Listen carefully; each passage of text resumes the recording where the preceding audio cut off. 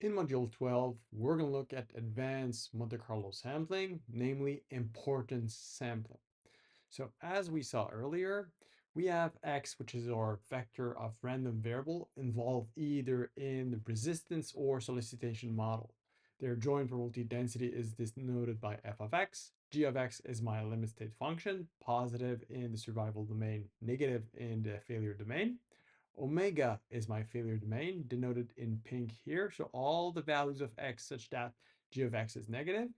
And when I use sampling, using crude Monte-Carlo sampling that was covered in Module 4, we say we're going to draw sample xi from that joint distribution as represented by the contours there. So you see that all the red and green dots are samples taken from f of x.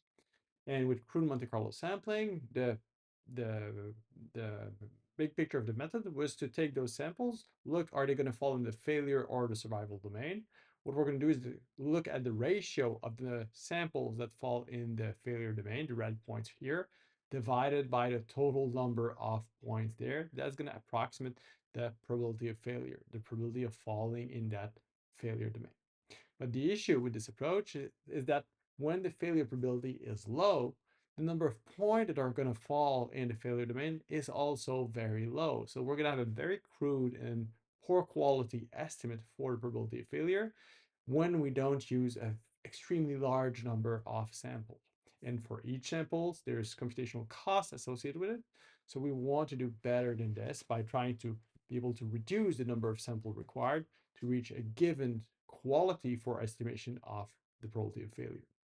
So if we look at what we add in Module 4 with our crude Monte Carlo, we developed this following relationship, where the number of samples required in order to reach a given coefficient of variation for a given probability of failure for a component.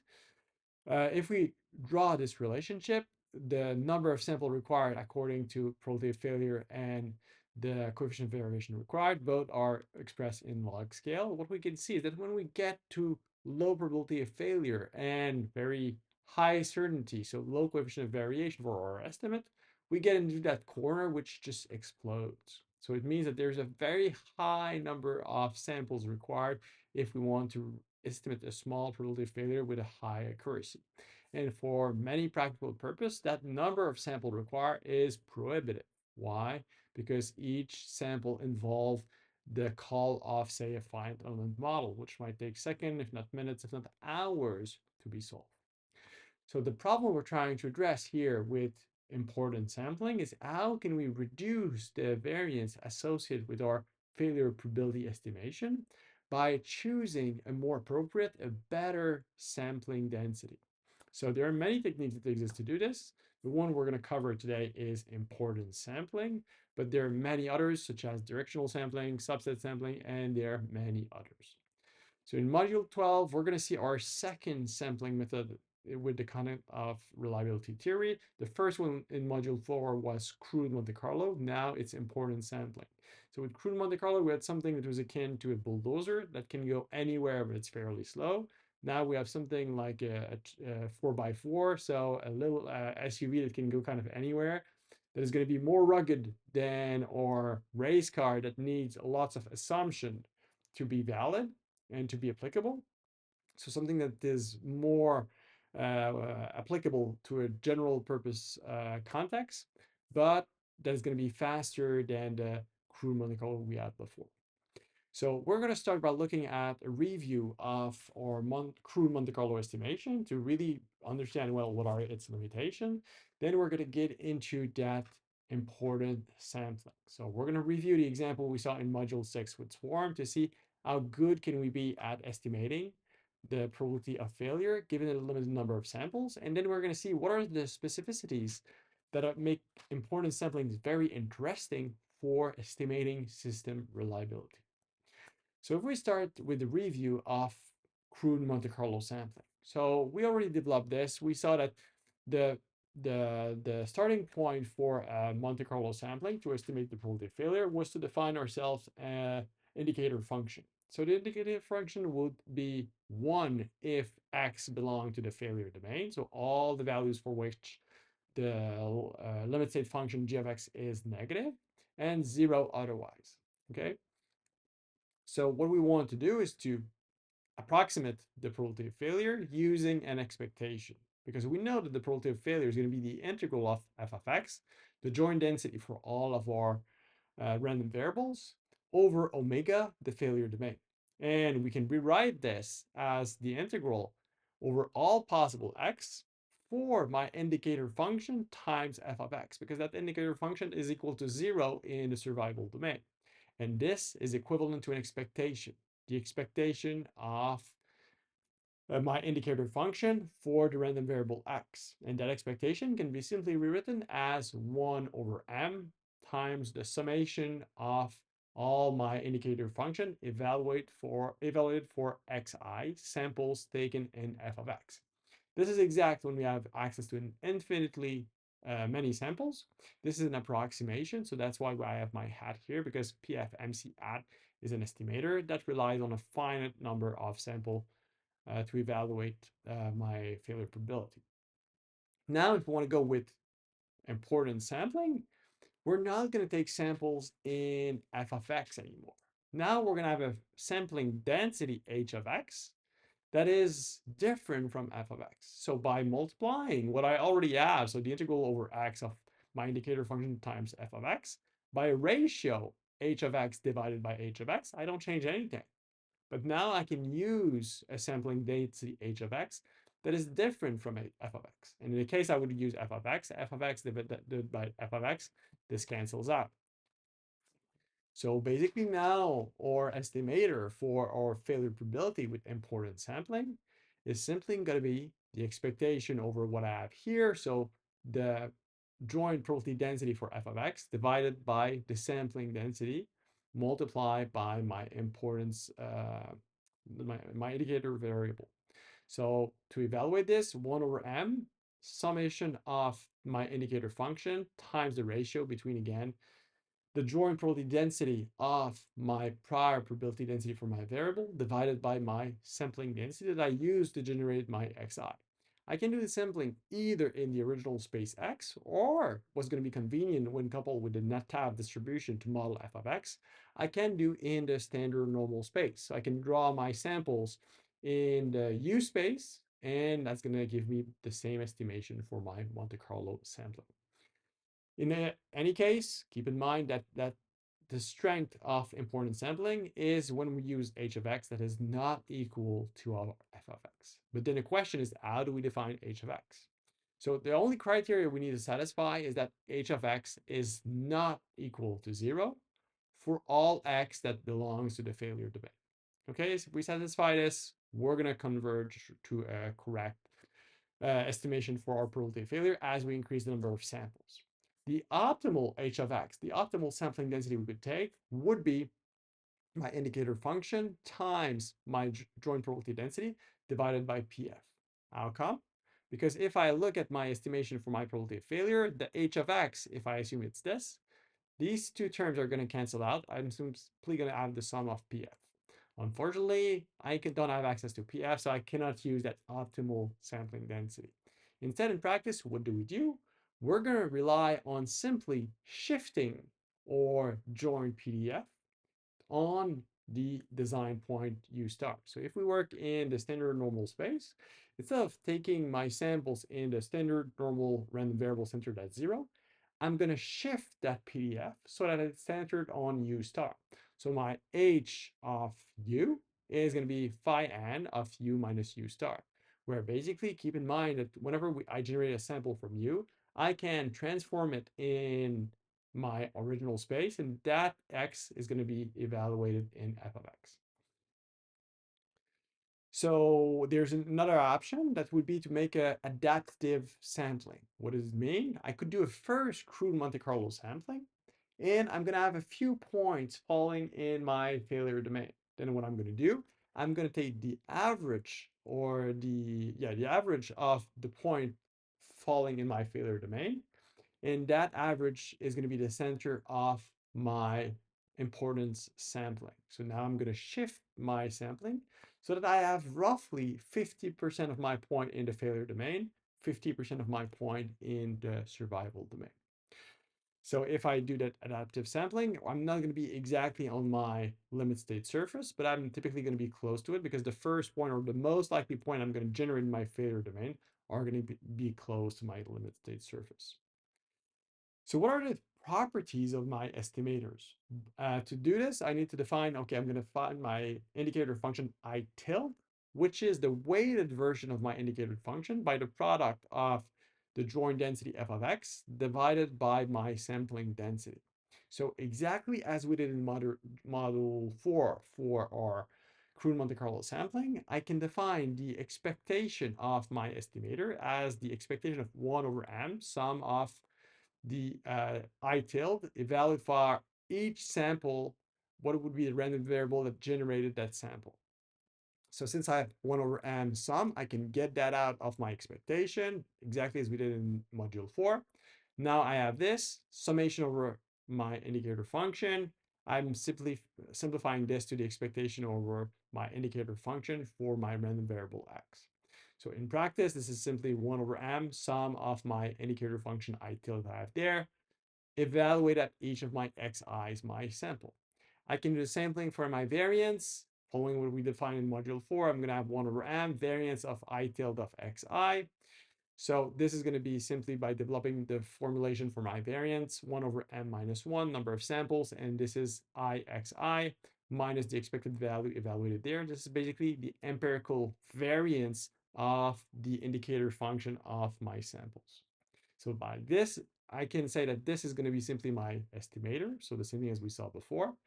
This here is going to be quantifying the variances associated with my estimator as a function of the number of samples I'm taking.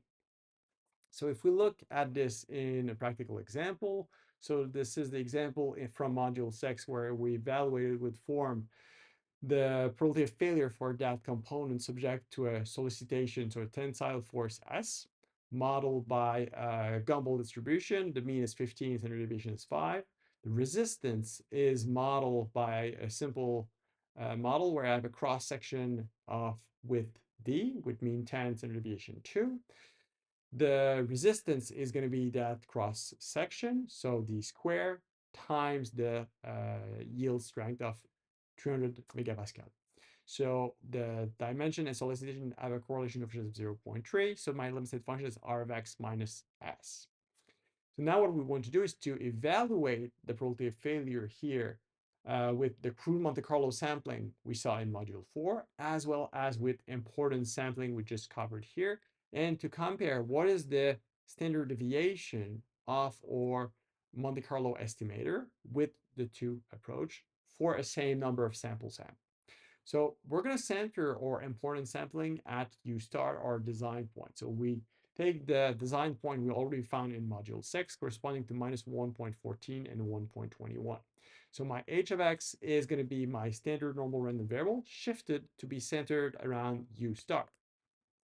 Now I'm going to compute the estimation for my failure probability with importance sampling. This is going to be my indicator function uh, weighted by the standard normal PDF divided by the sampling distribution, the standard normal PDF, evaluated at the value minus my center, which is U star.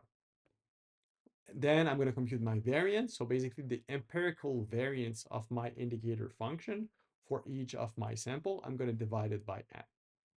So if we want to look at how would we do this in Python, I can define, I want 1,000 samples. I'm going to initialize identity matrix I. I'm going to generate standard normal random variable. So in this case, these standard normal random variable are going to be centered not at 0, but at U stars, because I want to have 50% of my samples roughly falling in the failure domain, 50% in the survival. I'm going to transform these U space sample into X. So I'm going to use a XTU. This is a transformation function I would have already defined. So as we did in module 6, for instance. Then I will evaluate what is the standard normal space probability density function. So multivariate PDF of my samples in the U space with a mean 0. I'm going to do the same thing for my sampling distribution, where it's exactly the same multivariate PDF, but with a mean of U star. So we assume that U star is already available for, say, a former form distribution. Then my indicator function is going to be a value of g of x less than 0, weighted by this PDF in the standard normal space divided by my sampling PDF. And then my Monte Carlo estimate is simply going to be the sum of I divided by n. My variance is going to be the variance, or the variance of my estimator is going to be the variance of I divided by n. So if we compare crude Monte Carlo to the left with importance sampling to the right, the first thing that is striking is that we see that there are way more samples that are now in the failure domain. This is because I center now my sampling on the limit state function. So if I take a very large number of samples, I would get an estimate using 10 million samples, 0.049. This is my reference. If I only take 100 samples, with crude Monte Carlo, I would get 0.04. Not too bad, but quite far from my reference. With importance sampling, I'm not exactly on it, but I'm a little closer. And if we look at the standard deviation for Monte Carlo importance sampling, I'm at 0.006. For my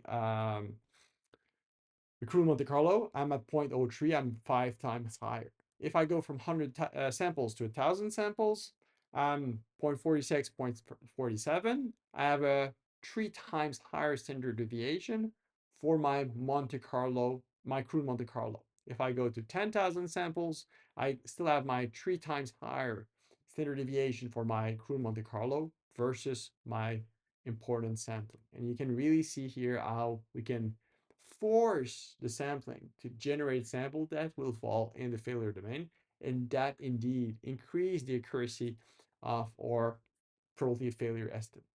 So what would happen if we would say, okay, I will modify my problem and I will reduce the probability of failure, okay, to make it harder to achieve a good result with crude Monte Carlo.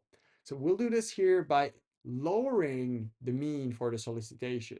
Okay, by doing this, we're going to reduce the probability of failure. So now with the same number of samples, 10,000, we have an estimation of 0.027 for the crude Monte Carlo, 0.005. So there's now a big discrepancy between my two estimator. And if we look at what is going to be my standard deviation for my estimator, it's 53 times larger now for crude Monte Carlo. So the lower the probability is, the harder is it going to be for crude Monte Carlo to reach a good estimation, which is not going to be the case for my importance sampling. So this is the main advantage of the approach. On top of this, there are many advantages when we look at system. For instance, as we saw in module 10, when we look at system reliability, module 9, sorry, when we look at system reliability, when we have 3 components that are assembled in, say, a series system, we're going to have many design points. So with with importance sampling, what we can do, instead of taking our samples here centered at 0, we can now center our sampling distribution on each of those design points. And we're going to choose, or we're going to assign a weight onto each of those design points that is going to be proportional to either the probability of failure obtained, say, using a form analysis, or inversely proportional to our beta. So if we make sure that the sum of those weight is equal to 1, we're going to be able to sample more often in the limit state function or in the failure domain of the limit state function or the component, leading to higher probability of failure. Okay, so the higher the probability of failure of a component, the more sample we're going to take around it. The probability of failure that have a lesser probability of failure are going to be sampled less often, and that's going to increase the efficiency in order to evaluate series system. If we have parallel systems, such as here, so where we want to have the failure as the intersection of all my limit state function, in that case, we're going to center our single sampling distribution around either the linearized design point or a first design point that was determined using a preliminary Monte Carlo sampling. So as a summary, with importance sampling, we can greatly reduce the number of samples necessary in order to reach the same precision as crude Monte Carlo, while reaching a same or better accuracy. So there are two main choices for the sampling distribution h of x. Either we're going to do a first form analysis, and we're going to center our sampling distribution on that design point, or we're going to use an adaptive method where we're going to do a first preliminary Monte Carlo analysis. We're going to wait until we have a couple points that fall in the failure domain. And then we're going to take the empirical average of those points and we're going to recenter our sampling around those points. In both cases, we're going to be able to greatly reduce the number of samples required to reach a given level, either standard deviation or coefficient of variation for our Monte Carlo probability of failure.